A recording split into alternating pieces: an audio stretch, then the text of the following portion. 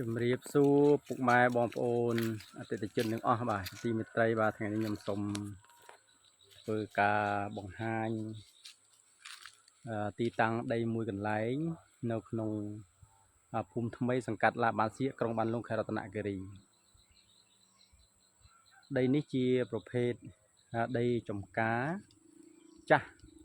របស់បងប្អូនយើងដែលជាម្ចាស់ដីហើយ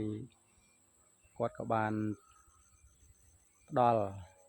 ការធ្វើទីផ្សារផ្ដាច់ភ្នំឲ្យមកខ្ញុំបាទហើយនេះគឺជាច្រប់ដីនេះមានសន្តានទាំងផ្អៀងជំរេលក្រូចហើយខាងនេះគឺជាខាងក្រោយដីចុងខាងក្រោយដីបំផុតហើយយើងមានច្រប់មួយបាទនៅក្នុងបាតនៅច្រប់មានបាតជ្រុះនោះបាទហើយឃើញព្រៃខាងខ្ពស់នេះជាដីម្ខាងទៀតដែលជាចំការទុរេនបាទចឹងខ្ញុំចង់ជូនដំណឹងដល់បងប្អូនអតិថិជនទាំងអស់ដែលមានបំណងចង់បានដីចំការឬមួយក៏ចង់បានដីធ្វើសម្រាប់ធ្វើជាresort សម្រាប់លំហែដោយសារដីនេះទំហំក្នុងប្លង់គឺជិត1ហិកតាហើយការប្រាជាក់ស្ដែងអាចជាង1ហិកតាបាទចូល1ហិកតាកន្លះបើយើងបូកជាមួយច្រប់ដែលរត់បានឃើញទុកណាតែនៅក្នុងនេះយើងអាចប្រើប្រាស់បានបាទហើយនេះគឺជាកន្ទុយដីខាងក្រោយដីដែលខ្ញុំសូមធ្វើការបង្ហាញតិចបាទសម្រាប់បងប្អូនទាំងអស់គ្នាហើយតិចទៀតខ្ញុំនឹងបង្ហាញនៅខាងលើបន្តទៀតហើយនេះគឺជាស្រះបាទស្រះនេះគឺសម្រាប់គាត់ដោយសារនៅក្នុងដីនេះមានដើមឈើហូបផ្លែចម្រុះដូចជាសាវម៉ាវទុរេនបាទហើយតង្កែនបាទហើយប័រ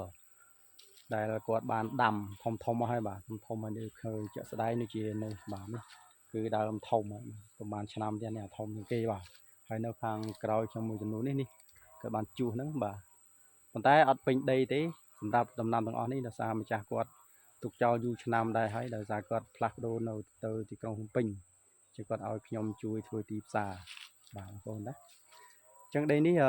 ក្រៅពីយើងធ្វើជាចំការទុរេនឬមួយក៏ចំការផ្លែឈើហូបផ្លែហ្នឹងគឺអាចកែច្នៃធ្វើជាផ្សេងដោយសារតែទល់មុខវិចិត្រអំទីបងប្អូនได้ឃើញ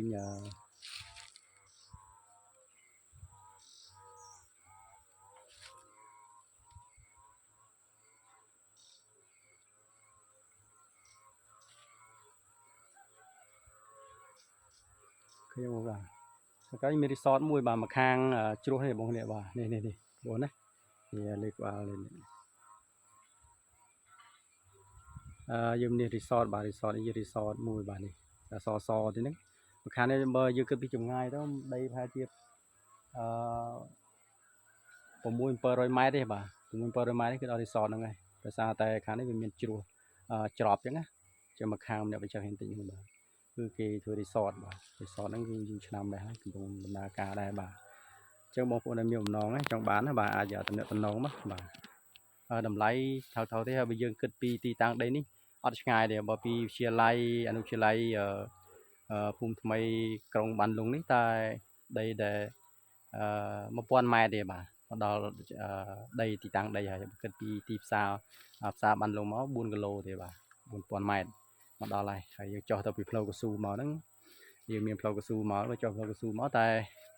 400 ម៉ែត្រហ្នឹងមកដល់ហើយដីហ្នឹងតែម្ដងហើយយើងមានផ្លូវបើប្រជាពលរដ្ឋយើងធ្វើដំណើរខ្វាត់ខ្វែងតាមហ្នឹងបាទមានផ្លូវបាទចឹងបងប្អូនមានដំណងចង់បានណាអាចអ្នកទាំងបានបាទអរគុណ